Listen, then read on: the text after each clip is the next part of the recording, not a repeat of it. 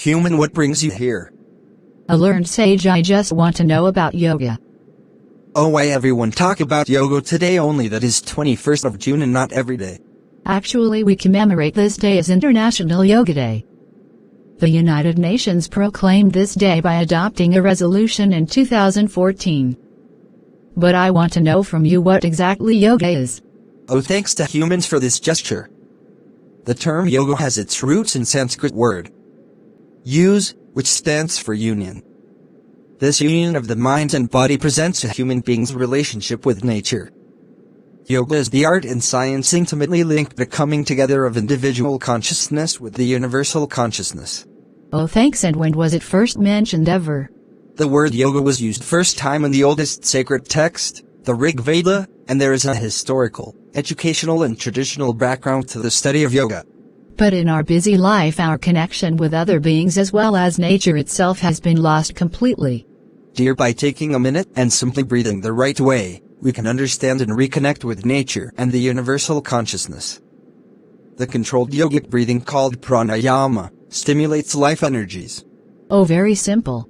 With yoga you can come closer to nature as well as to a higher natural state. It attunes one to become one with all. You must have heard many yogic poses are named itself after nature. You must have heard about cat pose, lion pose, snake pose, peacock pose as well as mountain pose. Yoga connects through movement, breath and meditation. Oh, really? In fact, the origin of this ancient practice goes back to sacred realm. With the mind of an immortal could such a practice conceptualize. If we go back to thousands of years, the exotic ancient painting and carving throw the light on the existence of yoga. Figures resembling Lord Shiva, famously known as Pashupati and Parvati, depict different yogic asanas as well as meditative postures. What does the legend say? It was Lord Shiva's desire to enlighten and remind Parvati about her real self that led him to introduce her to yoga. While introducing yoga to Parvati, the greatest disciple ever known, Nandi, overheard some of the teaching and passed it on to the humans. Lord Shiva is considered to be the first yogi as per the Nath sect. That is why we call him Adinath. Oh my God. After getting the teaching from Lord Shiva, Parvati could also not keep it a secret anymore. She passed it on to Lord Brahma. Brahma in turn taught yoga to his sons Narada and the Sanat Kumars, known as 5 sages, who were cursed to become kids for the rest of their lives. Finally this knowledge reached the 7 saints who recorded this once secret knowledge in Upanishad and passed on to other philosophical texts, and it continues till date. But why Patanjali is called the father of yoga? It's just because the credit for creating a systematic version of yoga, making it accessible to people, goes to Sage Patanjali. The Patanjali Yoga Shastra, known as classical yoga, dates back to 2,500 years, around the time of Mahatma Buddha. The sage composed this form of yoga between 500 BC to 400 BC. The sutras are the earliest organized representation of yoga. In fact, this text became so popular in ancient India that it was most translated text. Although yoga is amazing, but it got lost and became more individual affair till it was brought back by greats like Swami Dayanand, Vivekananda and others. And once again it was pushed further in 2014, and making this day as International Yoga Day, as you said. Oh, that seems great. And what about other elements? Vedic period is said to be as old as 40,000 BC to 10,000 BC.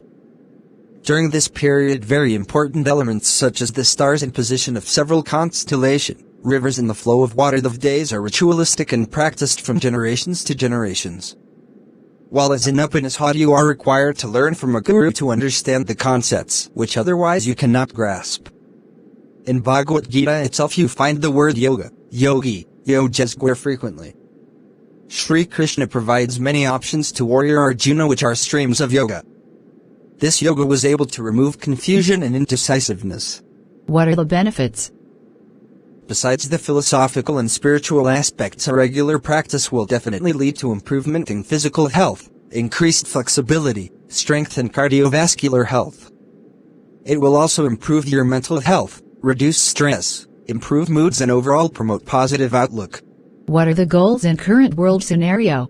It should be integrating the body, mind and thoughts so as to work for good ends. The modern lifestyle leads to diseases, due to poor food habits, heavy daily routine, and mostly climate change effect on air as well as water which affect our body. How to start? Firstly, start accepting yoga first. Release expectations.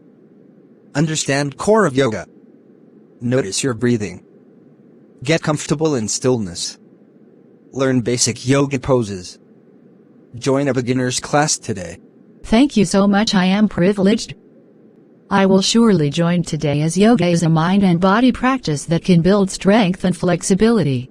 The great secret is that it's not enough to have intuitions, but one must act on them, we must live them. Thanks, you the great sage.